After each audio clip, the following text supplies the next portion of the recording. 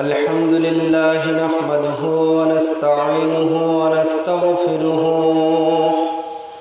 ونعوذ بالله من شرور أنفسنا من سيئات أعمالنا من يهده الله فلا مضل له ومن يضلله فلا هادي له ونشهد أن لا إله إلا الله وحده لا شريك له ونشهد أن سيدنا ونبينا مولانا محمدا عبده ورسوله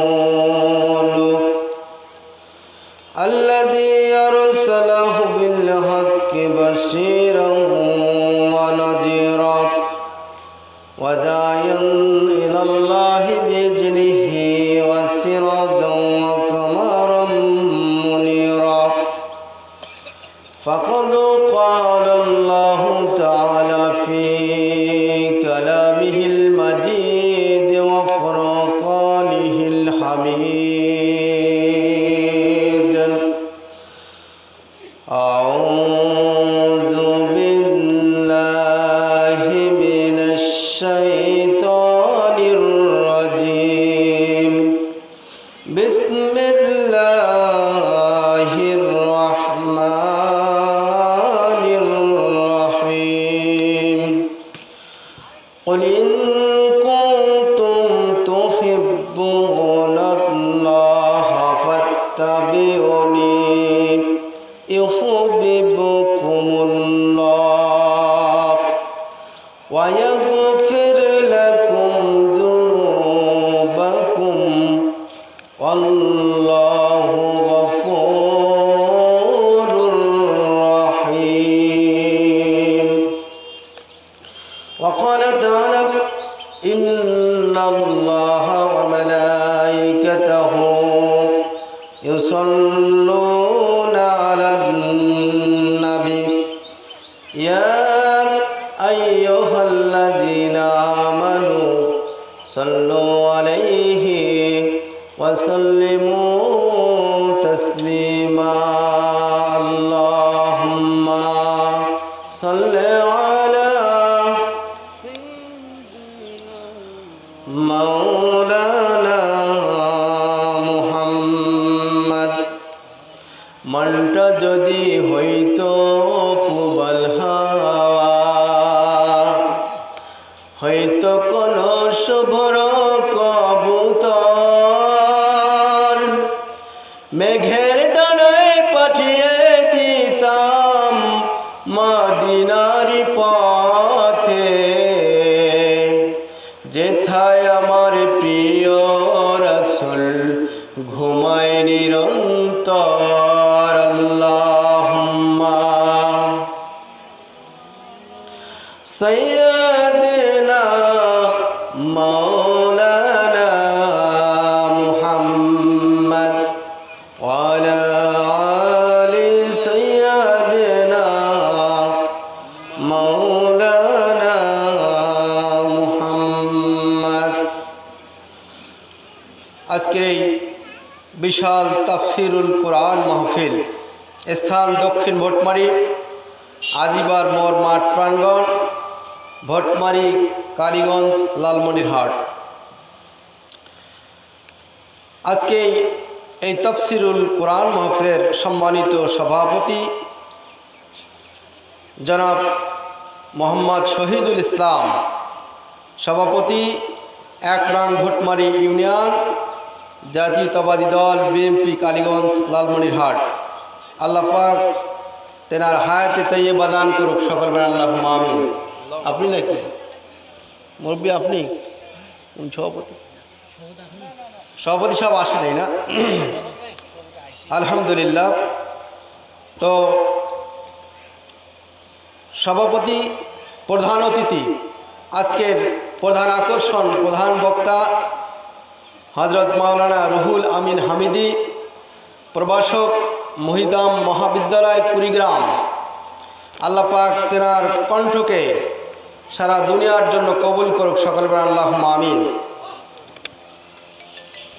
বিশেষ অতিথিবৃন্দ, আমার পর্দার অন্তরালে রয়েছেন মা ও বোনেরা, মাইকের আওয়াজ যতদূর যাচ্ছে যারা যেখান থেকে শুনতে পাচ্ছেন সকলের প্রতি আমি আবারও সালাম জানাচ্ছি। আসসালামু আলাইকুম ওয়া রাহমাতুল্লাহ। সর্বপ্রথম সেই মহান রব্বুল আলমিনের দরবারে শুকরিয়া আদায় করি যে মহান রব্বুল আলমিন আমাদেরকে এমন একটি মুহূর্তে এরকম একটি জান্নাতি বাগানে উপস্থিত হওয়ার তৌফিক দান করেছেন। এজন্য আমরা সকলে বলি আলহামদুলিল্লাহ। আর একটু জোরে সোরে বলি আলহামদুলিল্লাহ। আমাদেরকে আসার তৌফিক করে দিয়েছেন কে? আল্লাহ রাব্বুল আলামিন দুনিয়ার যাবতীয় ফিতনা ফাসাদ থেকে আলাদা করে আজকে এরকম একটি কোরআনের মাহফিলে আসার সুযোগ করে দিলেন। এজন্য আবার বলি আলহামদুলিল্লাহ। সাথে সাথে সেই বিশ্ব মানবতার মুক্তির সনদ, দিশেহারা মানুষের মুক্তির দিশারি আপনার আমার নবী, কুল কায়নাতের নবী, সেই বিশ্ব নবীর প্রতি সকলেই সংক্ষেপে দরুদ সালাম পেশ করি। সকলে বলি সাল্লাল্লাহু আলাইহি ওয়াসাল্লাম। আমার ভাইরা, আমার বন্ধুগণ, আজকে আমার এই তাফসিরুল কোরআন মাহফিলের আলোচনার বিষয় আমি আপনাদেরকে জানিয়ে দিচ্ছি। আজকের আমার আলোচনার বিষয় হচ্ছে মুসলমানের আফসোস। কার আফসোস? অনেক সময় তাফসির কারক অনেকে আছেন বিষয় নির্ধারণ করেন না, এত সুন্দর আলোচনা করেন, ওয়াজ করেন, খুব সুর দিয়ে শ্রোতারা রাস্তা দিয়ে যায় আর কজা এত সুন্দর আলোচনা হইল, খুব ভালো আলোচনা করছেন। কিন্তু তাকে যদি জিজ্ঞেস করা ভাই কোন বিষয়ের উপর আলোচনা করছেন, এইটা কিন্তু বলতে পারে না। এজন্য আমাদের উচিত কোনো একটা বিষয়ের উপর আলোচনা করা, তাহলে আমাদের বক্তারও সুবিধা, শ্রোতারও সুবিধা। কথা বলেন ঠিক কিনা? আমার ভাইরা, আমার বন্ধুগণ, আমার আজকের আলোচনার বিষয় হচ্ছে মুসলমানদের আফসোস। এই মুসলমানদের 7টি জায়গায় আফসোস করা লাগবে। কয়টা? 7টা। সেই 7টা বিষয়ের উপর সংক্ষেপে আলোচনা করব। আল্লাহ যেন তৌফিক দান করেন, সকলে আল্লাহুম্মা আমিন। তার আগে একটু উদাহরণ দিতে চাই। মুসলমানের যেহেতু আফসোস, মুসলমান কারা এটা আমাদেরকে জানতে হবে। কথা বলেন ঠিক কিনা? আমরা জানি মুসলমানের ঘরে জন্মগ্রহণ করেছি, আমরা গরুর গোশত খাই, আমরা সুন্নতে খাতনা করেছি, আমরা মুসলমান, এটা ধারণা আমাদের আছে। কথা বলেন ঠিক কিনা?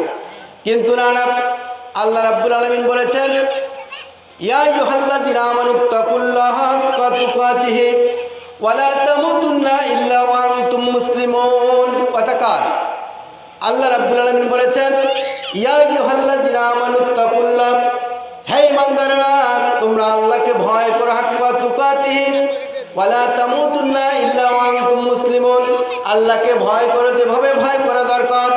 ওয়া লা তামুতুন্না ইল্লা ওয়া আনতুম মুসলিমুন, আর ততক্ষণ পর্যন্ত তোমরা মৃত্যুবরণ করো না যতক্ষণ পর্যন্ত মুসলমান হইতে পারো না। কথাকার তাহলে আল্লাহ রাব্বুল আলামিনের ভাষ্য অনুযায়ী বোঝা গেল মুসলমান হওয়া কঠিন। কথা বলেন ঠিক কিনা? কিন্তু আমরা যদি জিজ্ঞাসা করি যে ভাই এখানে বলেন তো আপনারা মুসলমান কয়জন আছেন, বলবে সবাই হাত তুলবে। আর যদি বলি ইমানদার কয়জন, মনে হয় কিছু সংখ্যক লোক হাত উঠাবে।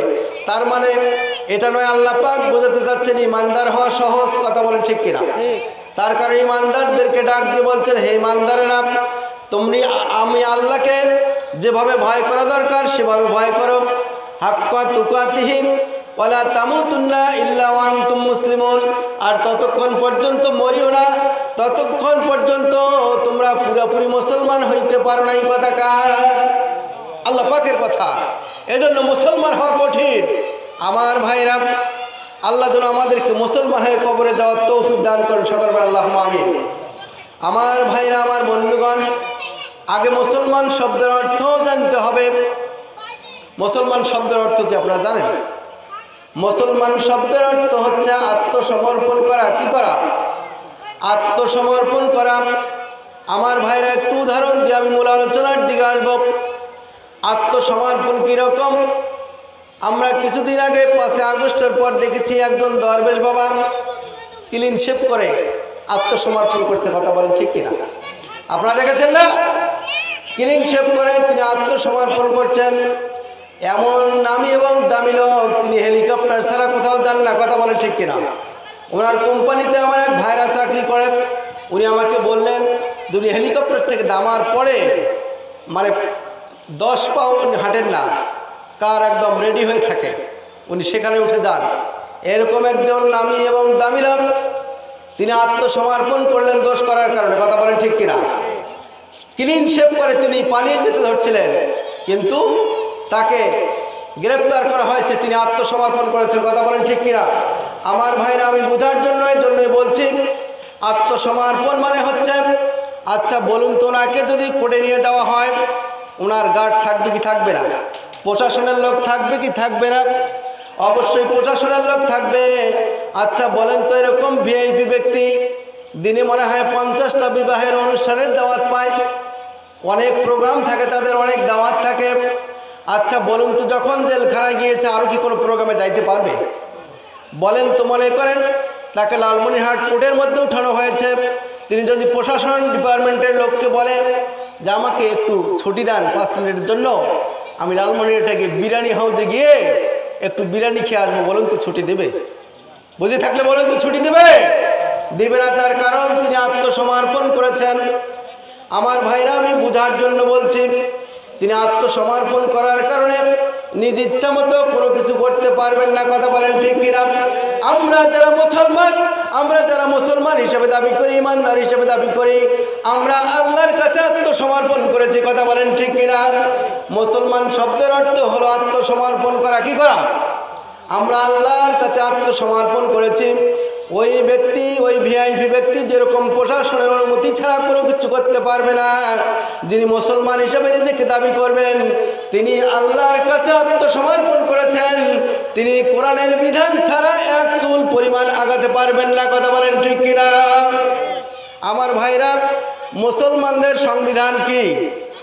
মুসলমানদের সংবিধানের নাম কি? কোরআন। এই কোরআন দিয়ে আমাদেরকে ব্যক্তিগত জীবন